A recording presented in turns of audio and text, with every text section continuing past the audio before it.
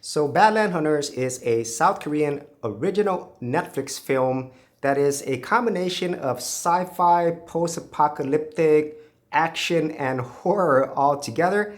And it is a sequel to a 2023 South Korean film called Concrete Utopia.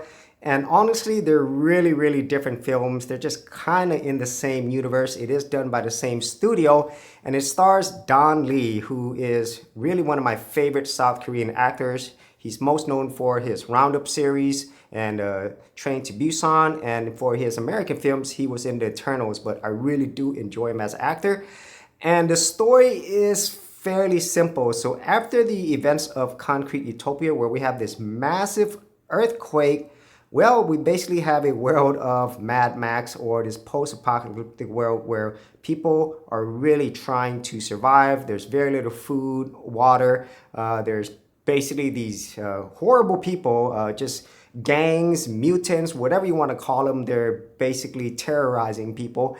And Don Lee's character, Nam-sun, is well known for his ability to actually punch the crap out of people. He is an amazing fighter, and along with him, he has this sidekick. He is pretty good at fighting, but most of the time he relies on Nam-san to help him. And then along with that, they're in this small community, and there is this girl and her grandmother and other people surrounding him, but those are the main characters. And then one day, these group of people come here and then ask to take the girl and her grandmother to a better place that has clean water and food. And then we have all this crazy action with this mad scientist and mutated people with special abilities. And most of it is about that. Just Nam-san, Don Lee's character, taking in a lot of action, beating up a lot of these crazy creatures. And that's basically the main story of this film. And so getting to the things that I do enjoy about this film is the action. The action in here is just really great.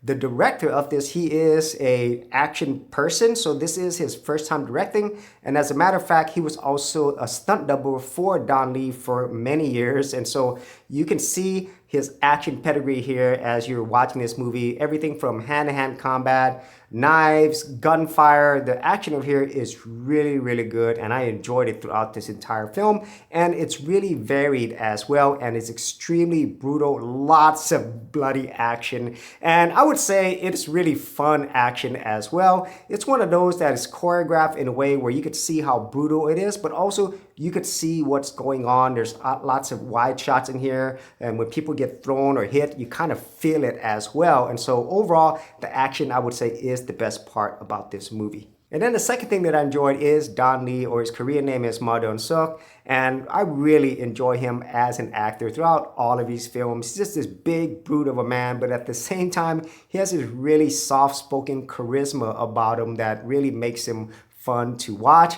And at the same time, whenever he gets into the action, he's very quick, he's very brutal, and he does it all with a smile. And so that's something that I really always enjoy about his acting. And then the other actors, the sidekick character that's with him, he has some good moments as well, but most of it is superseded by Don Lee's performance as Nam-san. And then the girl as well, she does good in the parts that she's in. Most of it is her being in really horrible situations whenever the mad scientist takes over. And that character, I liked him as well as an actor, just really crazy.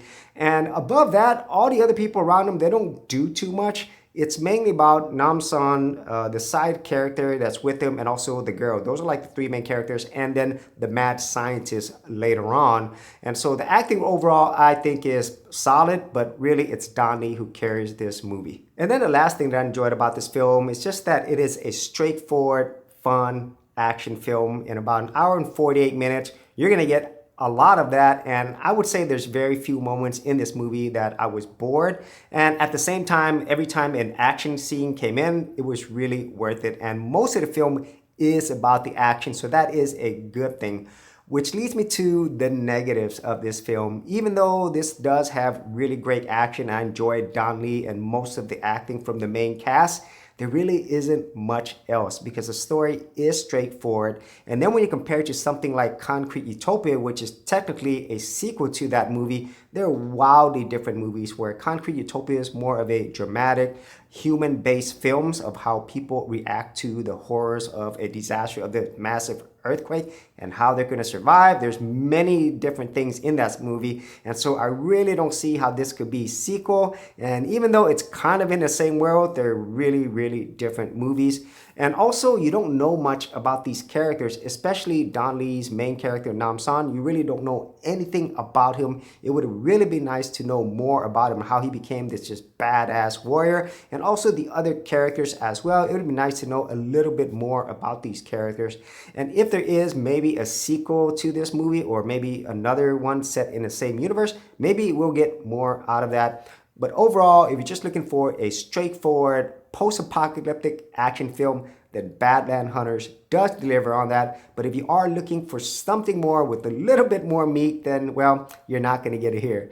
So if you actually had any thoughts on this, be sure to leave in the comments area below. And if you did want to see more of my Korean film and show reviews, I do have an entire playlist. I'll leave in the description area below. Hey geeks, if you are a brand new creator and you simply want something easy to get you started, well, I got something for you with my Creator Starter Kit. This is a super simple step-by-step guide that's going to take you from having no channel to developing your very first YouTube channel, along with ideas, thumbnail designs, and other creator tips, including marketing.